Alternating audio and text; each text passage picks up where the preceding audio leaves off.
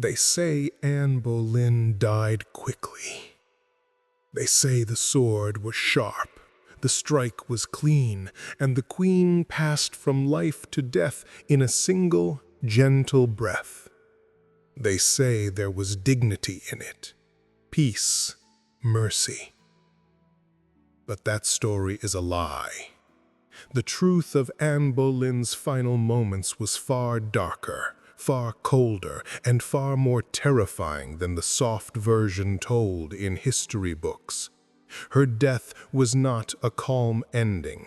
It was not a royal farewell. It was a public show, a cruel performance created by a king who wanted more than her life. He wanted her fear. He wanted her shame. He wanted her memory destroyed. And he almost succeeded. As Anne stood on the scaffold that morning, the sky above her was bright and clear, the kind of sky that usually brings warmth and hope. But there was no warmth for her, no hope, only the cold air of London and the stares of hundreds of eyes. People whispered that a French swordsman had been brought especially for her. They whispered that this was mercy. They whispered that a sword was kinder than an axe. But even that was part of the performance. A cleaner blade did not mean a kinder death. It only made the show smoother, faster, easier to watch. Anne, blindfolded and trembling, was not thinking about mercy. She was thinking about the sound, the tiny sound behind her. A step, a breath, a shift of weight, the whisper of metal in the air. She knew the sword was coming. She just didn't know when. This waiting, this horrible waiting, was the last torture given to her. For 17 days before this moment, Anne had lived through fear that broke her from the inside. Alone in her tower room, she prayed until her knees burned. She cried until her voice was thin and cracked. She laughed at the wrong times because her mind was beginning to split under the weight of terror. This was not madness, it was survival. People watching her thought she was calm. They thought she accepted her fate. But the truth was simpler and sadder. She was numb. Too many shocks had passed through her heart. Too many lies had been thrown at her. Too many hours had gone by without sleep, without comfort, without even the chance to understand what had happened to her life. Anne Boleyn, Queen of England, the same woman who once rode through cheering crowds with jewels on her neck, now sat alone at night, fingers shaking, listening to the guards outside her door, waiting for footsteps that would tell her the end had come. But the end never came. Not yet. Not that night. Not the next night. Not for many nights. Henry VIII allowed the execution date to shift again and again, each delay stretching her fear like a rope pulled slowly tighter. This was not mercy. This was a method, a way to break her spirit before breaking her body. She was not executed on May 18th. She was not executed at dawn on May 19th, like many prisoners. She was made to wait, to sit, to think, to shake, to pray, to imagine the sword again and again, until her mind was thin as glass. Now, on the scaffold, she knelt. Her hands were folded. Her lips moved in prayer. People later said she looked brave, but they did not see everything. They did not see the way her fingers twitched. They did not see the way her shoulders trembled when the wind touched her neck. They did not see her chest rise fast, then slow, then fast again. They did not see the way she swallowed hard each time the swordsman's boot scraped the wooden platform behind her. No one could see what waited inside her, the fear so big it filled every corner of her mind, the knowledge that she could not escape, the understanding that she had been trapped in a story someone else had written. And that story ended here. Not with dignity, not with fairness, but with the cold blade of a stranger. When the swordsman lifted the weapon, he did something strange. He called out to his assistant to fetch something, a trick, a distraction, a momentary confusion. Anne turned her head just slightly, thinking the call was real. And in that small motion, he struck. One clean sweep of steel, one fast, terrible moment, one bright flash Anne never saw. Then, silence. People later said she died instantly. But some witnesses told a different tale, a tale almost too terrible to speak. They said her eyes still blinked. They said her lips still moved.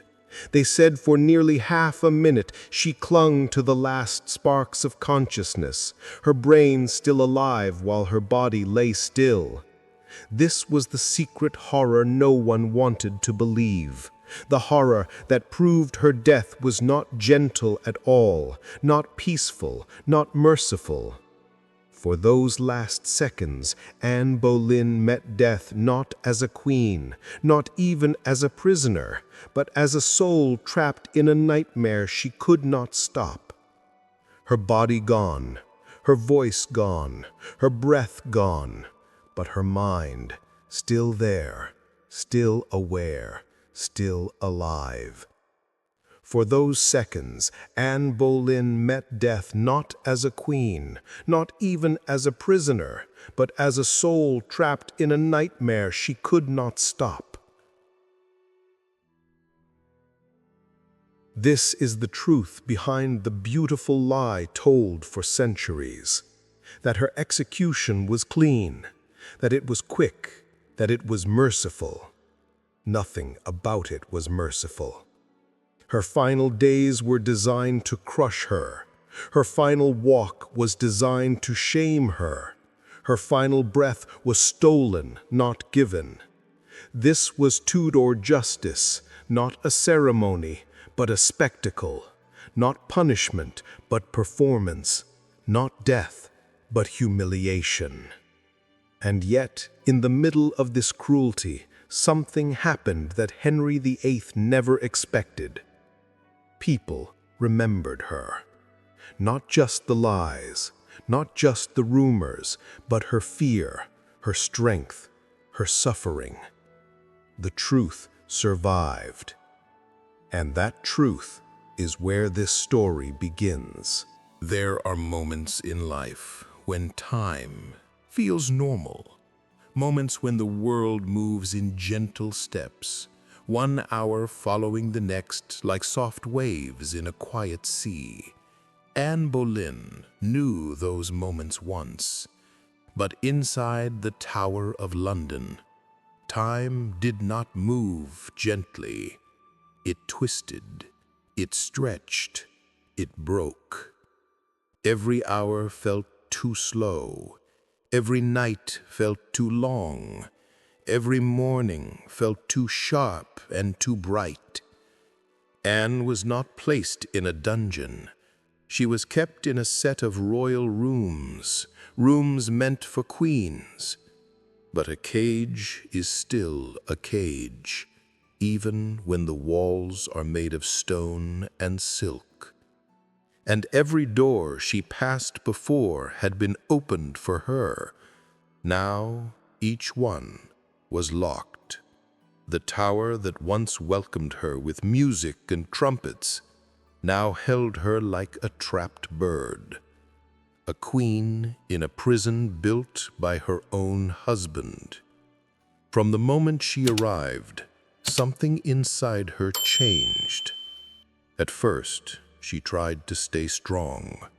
She spoke politely. She asked questions. She wanted to believe this was a mistake that could be fixed. But the tower has a way of stealing hope, one piece at a time. The guards would not look her in the eyes. Her ladies whispered to each other at night. Every footstep in the corridor made her jump. The walls felt too close. The silence felt too heavy. The air felt too cold. Her days became filled with fear that never left her, not even for a breath.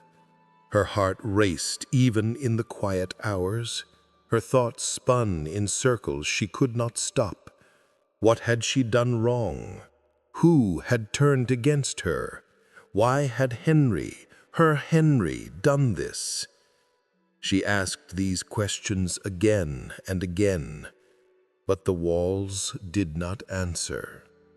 Each day she expected someone to come with news that the execution was cancelled, or the charges dropped, or the king had changed his mind. But no one came with mercy. Instead, men came with accusations. Accusations of adultery, accusations of treason, accusations of even worse things, sins whispered so loudly across England that they echoed into her cell. Anne did not know which lie hurt the most, that she had betrayed her husband, or that she had bewitched him, or that she had done unspeakable deeds with her own brother. The cruelty of these lies was not only in their ugliness, it was in their purpose. These lies were designed to break her, to crush her heart, to make her believe she deserved what was coming. Every whisper she heard chipped away at her hope. Every accusation built a new wall around her mind. But the worst torture was the waiting. Morning after morning, she was told the execution would happen soon. Then the evening came, and she was told it was delayed until the next day. Then delayed again and again. Each delay was a blade turned slowly inside of her. Each night she lay awake, staring into the darkness, breathing too fast, not sure if she would live another sunrise. Her hands shook when she prayed. Her voice trembled when she spoke. She felt her mind slipping, slowly, like sand falling through a broken glass. Sometimes she laughed when nothing was funny. Sometimes she smiled when she was breaking inside. Sometimes she talked too fast, trying to outrun her own fear. Her ladies tried to comfort her, but they too were afraid. They were watched closely. Anything they said could be reported, twisted, used against her. So they sat with her, silent, helpless, crying when she was not looking. Anne was surrounded by people, but completely alone. The nights were the worst. Darkness in the tower has a different weight. It sinks into the skin. It presses on the chest. It whispers things a person doesn't want to hear. Anne often knelt on the cold floor until her knees ached. She prayed until her lips went numb. She begged God for strength, for truth, for rescue. But rescue did not come. The king did not visit. The king did not send comfort. The king did not send a single sign that he cared she was still alive. Henry VIII, the man who once called her the love of his life, now pretended she no longer existed. That silence, that empty, cruel silence, hurt more than any accusation. It told her the truth. He wanted her gone. He wanted her erased. He wanted her fear, not her forgiveness. Every hour she waited in the tower was part of the punishment, not of her body, but of her mind. On the 17th night, she could not sleep at all. She walked in circles. She whispered to herself. She pressed her hands against her chest because her heart beat too fast. She asked for the sacrament at 2 in the morning, kneeling for hours, her body shaking from exhaustion. She was nearly broken. The tower was winning. Fear was winning. Silence was winning. Anne was being undone one breath at a time. This was the real execution, the one that began long before the sword was raised, long before the crowd gathered, long before the blindfold touched her eyes, long before the world watched her fall. Anne Boleyn was dying slowly in a prison meant not to kill her body, but to destroy her spirit. And day by day, piece by piece, it worked. There are many ways to destroy a person. You can break their bones. You can starve them. You can harm their body until it stops working. But the deepest kind of destruction does not begin with the body. It begins with the mind. And inside the walls of the tower, Anne Boleyn's mind was slowly, painfully coming apart. In earlier days of her life, Anne had been known as a woman of sharp wit and quick thoughts. She spoke with confidence. She smiled with fire in her eyes. She walked into rooms knowing every person there noticed her presence. She had been bold enough to argue with a king. She had been strong enough to survive the hatred of courtiers. She had been ambitious enough to believe she could change the world. But now, in her cold, echoing rooms in the tower, she felt all that confidence fading like a candle burning down too fast. Day after day, she woke with a racing heart and shaking hands. Night after night, she lay awake until the darkness felt like a living thing pressing against her chest. The tower, with its thick walls and iron doors, was not just holding her body prisoner. It was holding her mind prisoner too. Anne tried, in the beginning, to tell herself this was temporary, a mistake, a misunderstanding. She believed that Henry, the man she once loved, the man who had called her his most beloved, would realize the truth.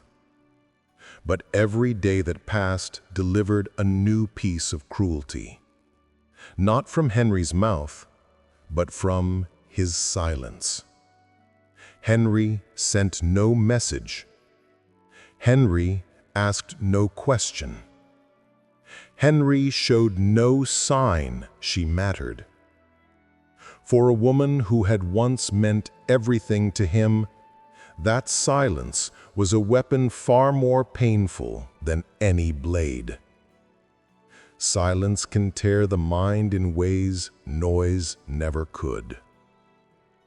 The accusations against her were everywhere. They came like knives thrown at her from all directions: adultery, treason, incest, witchcraft. She knew they were lies. Her ladies knew they were lies. Even many of her enemies knew they were lies. but lies repeated loudly enough begin to sound like truth, and lies used by powerful men become judgments before the trial even begins. Anne sometimes pressed her hands to her ears as if she could block the rumors out, but whispers travel through stone. No place in the tower was safe from them. Her ladies, honest women who loved her, tried to speak gently. They tried not to cry in front of her. They tried to pretend things would be all right. But their eyes, red from weeping, betrayed the truth. Anne was fighting not for her crown, not even for her life, but for the last stable pieces of her mind. In the beginning, Anne's thoughts were clear. I am innocent. They will see the truth. But as days passed, something darker took root. What if this never ends? What if no one cares? What if he wants me gone? What if this suffering is what he wanted all along? Fear rewired her thoughts until they no longer marched in straight lines. They twisted, they tangled, they doubled back on themselves. Simple things became impossible. A sound in the hallway made her panic. The scrape of a shoe made her gasp. The turning of a key felt like an axe being lifted. Every moment was an attack she couldn't escape. Her mind became like a room with too many doors opening and closing at once. Sometimes she laughed suddenly, a small, sharp laugh that startled her ladies. But it wasn't joy. It was fear cracking open inside her, spilling out in strange ways. Sometimes she talked too fast, her words tumbling like stones rolling down a hill. Sometimes she whispered to herself, lost in her own thoughts. Sometimes she stared at the wall for long minutes, not seeing anything at all. Her ladies watched helplessly. They saw their queen slipping further and further away. "She is frightened beyond measure," one whispered. "She is breaking," said another. They cried at night where Anne could not see them, because they knew they were not watching the fall of a queen. They were watching the slow unraveling of a human mind, pushed past its limits. Anne's greatest agony came when she thought of her daughter, Elizabeth, her bright golden-haired child, the baby she had held close, kissed softly, prayed over. Elizabeth was only 2 years old. She would grow up without a mother. She would grow up hearing lies. Anne's heart broke every time she imagined her child calling for her. Sometimes she held her own arms as if holding Elizabeth. Sometimes she whispered lullabies to an empty room. Sometimes she pressed her hand against her chest as though she could feel her daughter's heartbeat there. Her ladies often had to turn away when she did this. It was too painful to watch. This, more than anything, was killing her. Not the accusation, not the prison, not even the promise of the executioner's sword. It was the fear that her child would forget her, or worse, that she would remember only lies. On the 12th night, Anne's mind finally snapped under the pressure. It began with a strange tightness in her chest, then breathlessness, then dizziness so sharp she grabbed the wall for support. She felt the world tilting. "I can't breathe," she whispered, gripping her throat. Her vision blurred. Her hands shook uncontrollably. Her body felt like it was on fire and freezing at the same time. Her ladies rushed to her, calling her name, holding her arms, trying to steady her. But Anne didn't hear them. Her mind was somewhere else, on the scaffold, on the execution square, on her knees, waiting for the sword. She heard imaginary footsteps behind her. She felt the blindfold over her eyes. She heard her own voice praying desperately. And then she screamed. It was not a loud scream. It was a broken sound, the sound of a person crushed by fear, trapped in a nightmare she could not escape. Her ladies held her until the panic passed, but something inside her remained cracked. That night changed her. After that, she was never fully calm again. By the 15th day, Anne spoke in half prayers. She struggled to focus. Her legs shook when she stood. her eyes often filled with tears she didn't let fall. She continued to pray, she continued to hope, but those prayers no longer sounded like a queen speaking to God. They sounded like a dying woman trying to hold on to the last fragments of herself. The tower had done its job. It had destroyed her strength. It had destroyed her peace. It had destroyed her sense of safety. It had destroyed her sleep. It had destroyed her hope. Piece by piece, hour by hour, breath by breath, Anne Boleyn was being undone. Her execution had already begun, not with a sword, but with silence, with fear, with waiting, with lies, with the slow breaking of a human mind inside stone walls that did not care. Anne's body was still alive, but her spirit was bruised and trembling. And the worst part? The tower was not finished with her yet. The morning sun rose over London, bright and clear, as if nothing terrible could ever happen in the world. But for Anne Boleyn, that sunlight was a cruel joke. She had spent 17 days in the tower, each one tearing her spirit thinner. Her body was exhausted, her mind was frayed, and yet she now had to walk out of the tower alive, knowing each step took her closer to the scaffold. She put on her gown, a simple dress this morning, not her coronation robes. She brushed her hair, though her hands shook, leaving a small clump loose at the back. Her ladies helped her with care, but their eyes were red and wet from weeping the night before. No comfort could ease what lay ahead. As she left her room, Anne felt the weight of every pair of eyes upon her.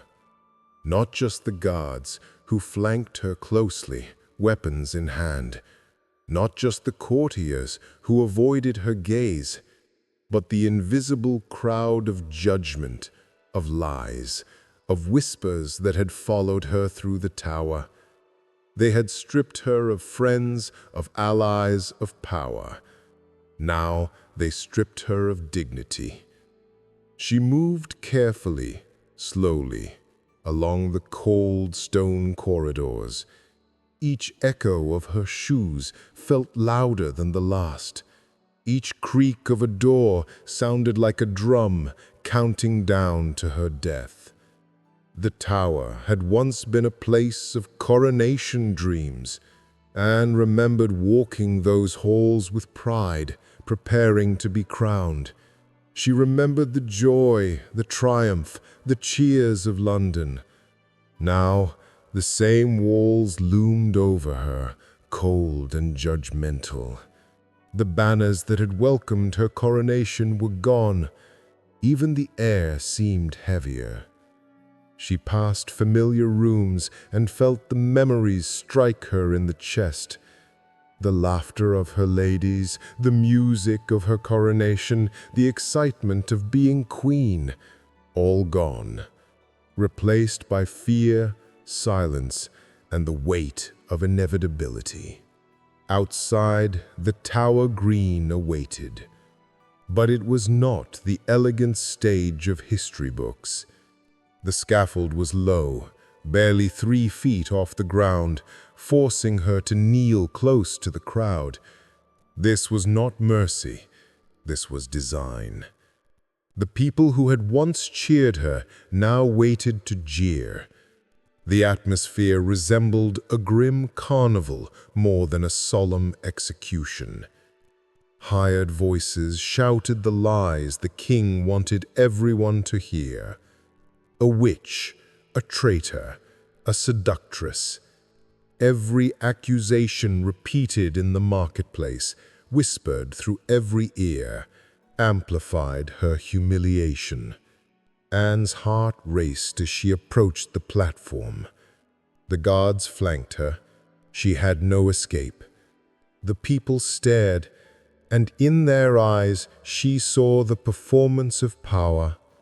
Before she knelt, Anne was allowed to speak. A queen's last words, a tradition, but also a trap. Every syllable would be reported to Henry, every word measured, every pause noted. "Good Christian people," she began, "I am come hither to die according to the law, and by the law I am judged to die. I will say nothing against it."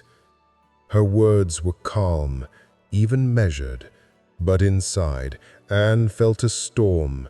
She was asserting control in the only way left to her: silence. By acknowledging the law without admitting guilt, she challenged the legitimacy of the accusations. A subtle defiance, her final act of strength. The king himself did not come. Henry VIII stayed in Whitehall Palace, already planning his next wedding with Jane Seymour. Anne could not see him. She did not need to.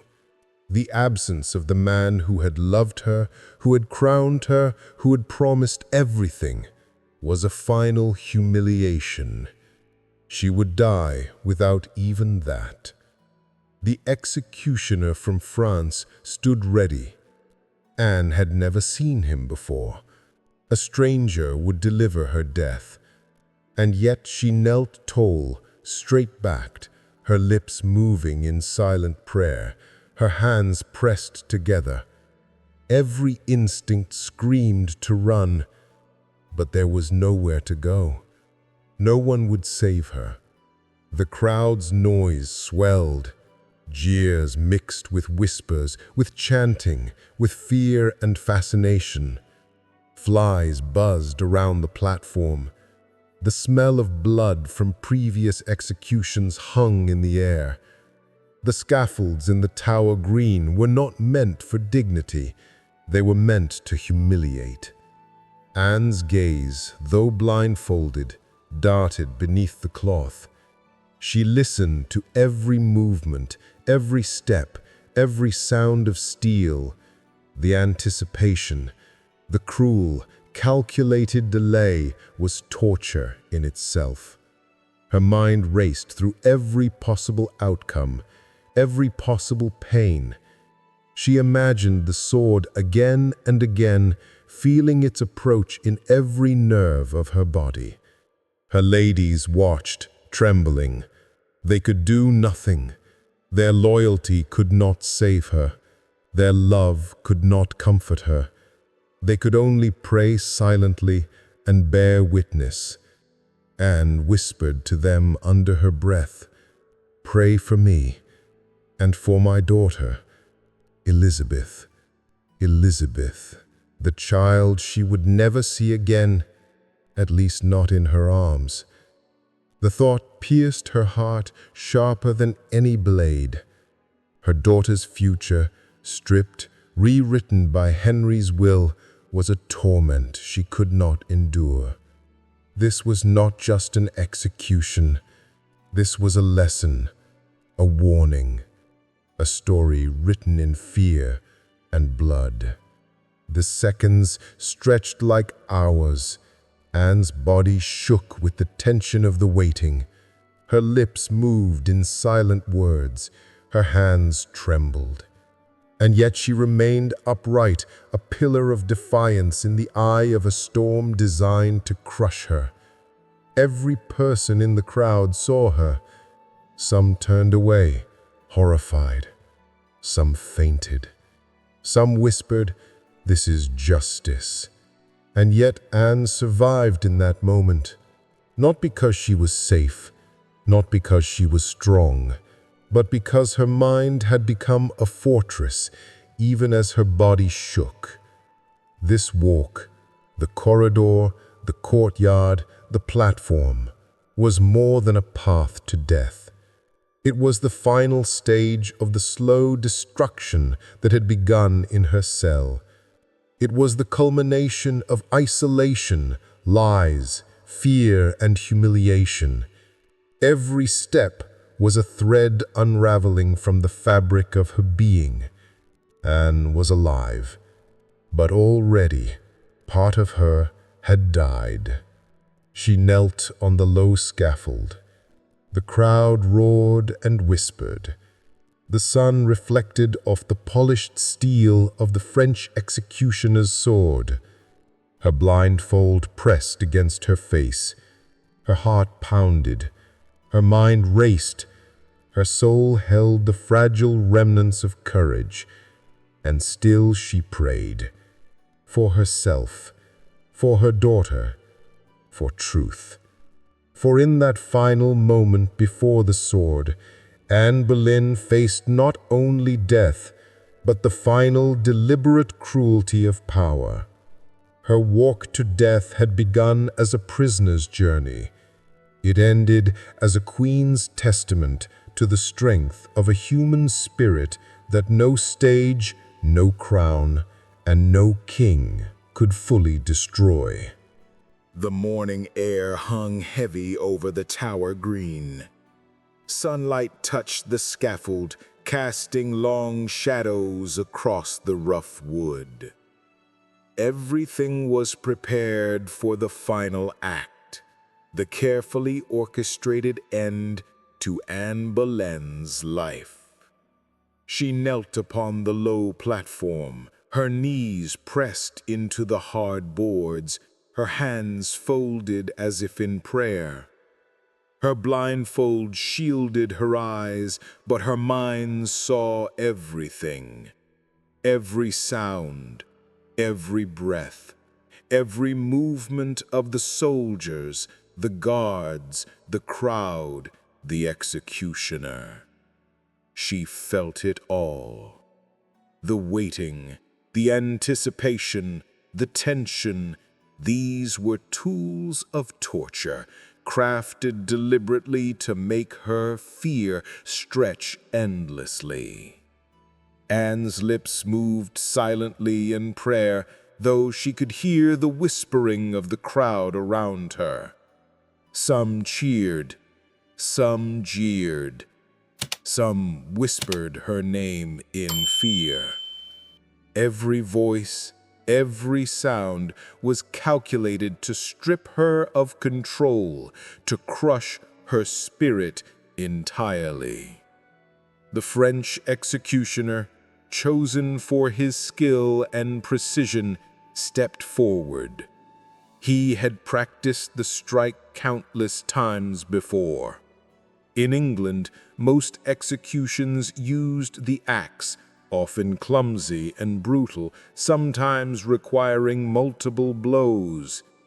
Henry VIII spared no expense to ensure Anne's death would be swift, flawless, and, to his mind, merciful. But Anne did not see him. She did not know his face. All she knew was that the sword would soon come, and that knowledge alone was a torment unlike any other.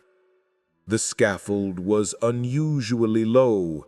This was no stage of dignity. It was a tool of humiliation. The crowd leaned closer, hungry for the spectacle. The air carried the odor of past executions. Blood dried on the boards, mingling with sweat, fear, and the faint smell of human flesh.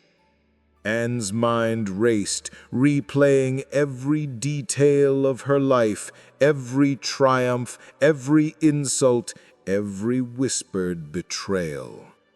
She remembered the coronation, the cheers of London, the music, the jewels, the crown. All vanished now, replaced by the cold reality of the scaffold, the blindfold, and the sword. Her final speech had been calm, measured, carefully crafted. She had acknowledged the law without admitting guilt, asserting the last bit of control left to her. She had shown strength, courage, and dignity. But now, standing on the platform, kneeling beneath the eyes of the crowd and the king's absence. She was no longer in control of anything. Her heart pounded, her breath quickened, every nerve in her body screamed in anticipation. The waiting, hours of imprisonment, days of lies, nights of fear had built to this single moment. And yet she held herself upright, trembling, silent, defiant in the only way left. Stillness. The sword raised, catching the sunlight. She could not see it, but her senses told her everything. A shift in the executioner's weight, a whisper of cloth, a faint movement from the crowd. Time slowed. Her mind, trained by years of fear and preparation, went through every prayer she had learned, every meditation she had whispered at night. She whispered the names of her daughter, Elizabeth, and of God, over and over. She focused on each breath, each heartbeat, as if clinging to life with every ounce of will. Then, in one moment, the blade fell. Clean, sharp, swift. The crowd gasped. Some fainted, some screamed, some stared in silent horror. And for nearly 30 seconds, Anne Boleyn's eyes continued to move. Her lips twitched as if praying, forming words no one could hear. Her body's final surge of life, oxygen racing to the brain, betrayed the reality that death was never as simple as the strike of a sword. The French executioner had been flawless. His skill turned what should have been a moment of chaos into a precise, cold choreography. But the human body, in those final seconds, refused to submit entirely to the command of death. Her ladies-in-waiting, crying, approached the body. They wrapped her head in linen, trembling, holding what remained of the queen they had loved and served. No coffin had been prepared, no ceremony awaited her. A crude arrow chest became her resting place, a final sign of the contempt and the deliberate erasure ordered by Henry VIII. Anne Boleyn, once crowned Queen of England, was gone. Her life had been stolen in a single moment. But the torment did not end with her body. Her memory, her identity, her legacy were all under attack. The court moved quickly. Painters destroyed her portraits, emblems torn from palace walls, courtiers told to avoid her name. Even the child Elizabeth, only 2 years old, was declared illegitimate, removed from the line of succession, stripped of her household, her clothes, her tutors, her title. Henry VIII celebrated his engagement to Jane Seymour within days. His court moved on as if a human life had been nothing but a formality to clear the way. Anne's execution was more than murder. It was an experiment in the power of narrative. It was proof that truth could be rewritten, that reputation could be destroyed, that a person could be erased while still alive in memory. The horror of Anne's death was not merely the sword. It was the waiting, the lies, the manipulation, the public spectacle. It was the realization that her power, her ambition, her very existence had become intolerable to a king who desired control above all else. Every detail, from the carefully chosen executioner to the low scaffold, to the jeering crowd, to the timing of the bells, had been calculated to humiliate and erase her. Even in death, Anne Boleyn's story was a cautionary tale for centuries, a reminder that in the Tudor court, power was absolute and mercy was a myth. And yet, despite Henry's efforts, despite the deliberate erasure, Anne's legacy survived. Her daughter Elizabeth would one day ascend the throne, ruling England for 45 years, proving that a life meant to be destroyed could instead become immortal.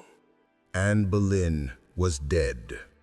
The sword had fallen, the life drained from her body, and the crowd had dispersed. But her death was only the beginning of another kind of cruelty. Not of the flesh, but of memory. Not of the body, but of the story itself. The very moment she died, Henry VIII's court began a systematic campaign to erase her from history. Her portraits were torn from walls, paintings depicting her beauty, her intelligence, her elegance, destroyed. Courtiers who had once whispered admiration were instructed to now speak of her as a traitor and a seductress. Even mentioning her name was dangerous. To speak of Anne Boleyn was to risk royal disfavor, suspicion, or worse. It was not just murder. It was an attempt to rewrite the truth, to replace reality with a story that served Henry's version of events. Anne had been erased in life, and now they were trying to erase her in memory. Elizabeth, Anne's daughter, only 2 years old, was not spared. She was declared illegitimate. Her royal title was stripped away, her household dismantled overnight, her tutors, her attendants, even her clothes, all taken from her. The child who would one day become England's greatest queen was left abandoned, a living reminder of the king's wrath. For a time, Elizabeth was lost in the very court that should have nurtured her. The innocence of childhood was replaced by the shadow of disgrace her mother's death had cast. The ladies in waiting who had served Anne suffered as well. They had been forced to watch, to participate in her burial, to handle her severed head and body. Many were haunted by the experience for the rest of their lives. Some could not return to court. Some entered convents, never able to bear the thought of the royal court again. Even those who survived were reminded constantly of their queen's downfall. The fear of speaking, the knowledge that loyalty could be punished, created a climate of silence. Anne's death became a lesson, not just for women, but for everyone in the court. The Tower of London itself, a place of imprisonment and fear, became a theater of propaganda. The scaffold where she had knelt, the boards that had soaked her blood, became symbols of state power. Visitors later would see a memorial on the Tower Green, marking the supposed spot of her execution. But records suggest the real scaffold stood elsewhere. Even the location of her death was manipulated to fit a story. The king wanted control over everything: the event, the narrative, and the memory that would reach the public. Anne's story was being rewritten, sanitized, and turned into a morality tale, a warning about ambition, about women stepping beyond their place, about the consequences of defiance.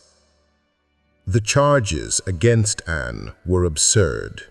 Adultery, incest, treason, even witchcraft, all fabricated, all impossible to prove. Yet repetition, authority, and fear made them seem true. Friends were imprisoned, enemies controlled testimony, records were forged, confessions coerced. By the time she faced the scaffold, her verdict had already been decided. Her death was not about justice or crime. It was about power. The machinery of Tudor England transformed Anne's death into theater. Her suffering was curated. Every detail, from the timing to the placement of the French executioner, from the jeering crowd to the low scaffold, was part of a narrative designed to humiliate, frighten, and erase. The public learned the story Henry wanted them to know, that a queen who had dared to challenge the king was corrupt, immoral, and doomed. And yet truth has a way of surviving. The very cruelty of Henry's actions made Anne immortal. Chroniclers, poets, and artists, even centuries later, pieced together fragments of her real story. The lies could never fully erase the woman who had once been bold, intelligent, and defiant. Her voice, though silenced, echoed through history. Anne's execution also set a precedent. It showed how power could manipulate reality, how perception could be controlled, and how human suffering could be transformed into political theater. In killing her, Henry sought to control more than her body. He sought to control memory, legacy, and the idea of truth itself. But the irony of history is cruel. Henry tried to erase Anne. He failed. Her daughter Elizabeth would become queen, ruling for 45 years, rewriting the story his father tried to control. The line he sought to destroy became the foundation of a golden age in England. Anne's blood, shed in a moment of cruelty, laid the path for a legacy he could not erase. The aftermath of her death was not just political, it was psychological. The witnesses, the courtiers, the guards all learned the power of fear, the fragility of reputation, and the ease with which the story of a life could be rewritten. Anne's execution was a lesson in obedience. It was a warning about the consequences of rising too high. It was proof that state power could make the human cost vanish behind spectacle and narrative. Even today, the echoes remain. The sanitized versions of history portray Anne as a tragic but noble figure. But the truth, stripped of embellishment, shows a woman subjected to slow, methodical psychological destruction. From isolation and interrogation to the final walk to the scaffold, from the blindfold to the precise strike of the French executioner, every moment was designed to crush her entirely. Her death was the apex of a system that valued control over justice, narrative over humanity. And yet Anne survives. Her courage, her defiance, her story cannot be erased. Her laughter before her death, her whispered prayers, her silent dignity in the face of manipulation, all testify to a spirit that no king, no court, no executioner could fully destroy. The machinery of Henry's Tudor court tried to make her nothing, but centuries later, she remains. Her story warns us that when power dictates the narrative, truth becomes fragile. Justice can be theater. Memory can be weaponized. Human life can be reduced to performance. Anne Boleyn's death and its aftermath stand as one of the earliest, most chilling examples of state-controlled history. And the lesson is clear. Power will always try to rewrite reality. But the truth, if we seek it carefully, endures. Anne Boleyn was dead, but her story was not finished. Her body lay hidden in a crude arrow chest within the chapel of the Tower, unmarked, uncelebrated, forgotten by those who had orchestrated her death. Yet, as Henry VIII celebrated his next engagement and the court moved on, the seeds of Anne's immortality had already been sown. History has a way of revealing truths that power tries to hide. Despite the deliberate erasure of portraits, the destruction of emblems, and the manipulation of chroniclers, fragments of Anne's life persisted. Letters, whispers, and secret recollections survived in hidden corners of the court. The story of the queen who had dared to challenge a king lingered in minds long after her body was gone.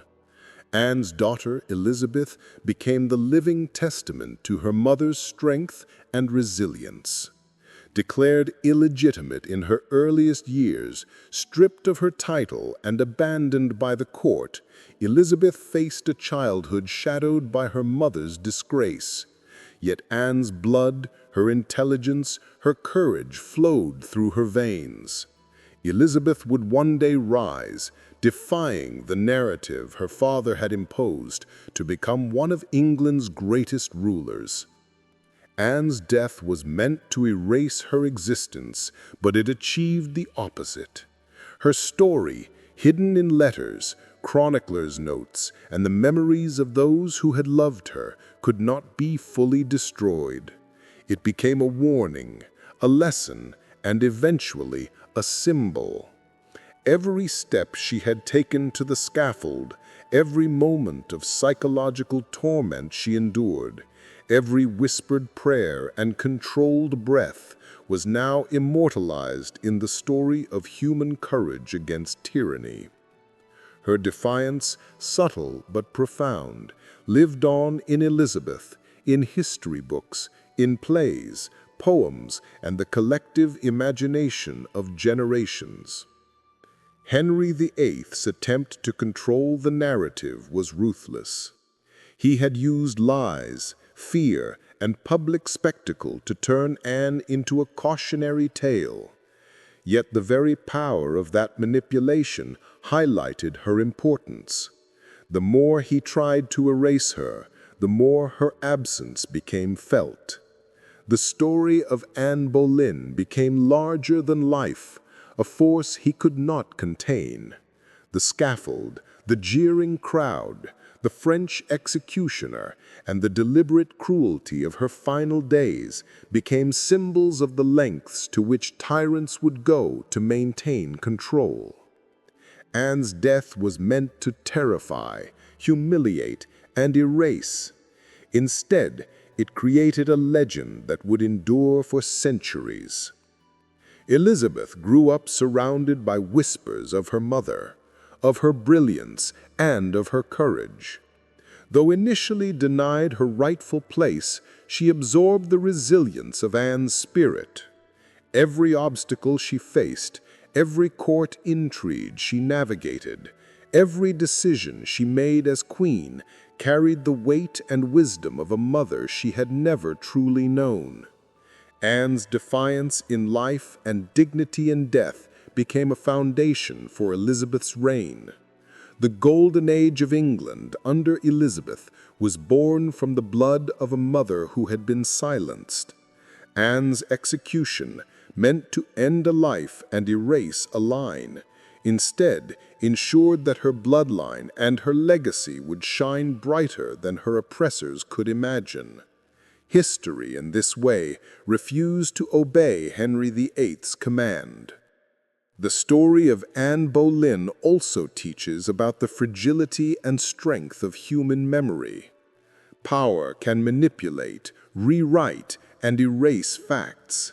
Authority can shape perception, distort truth, and turn lives into cautionary tales. But the essence of courage, intelligence, and spirit cannot be fully destroyed.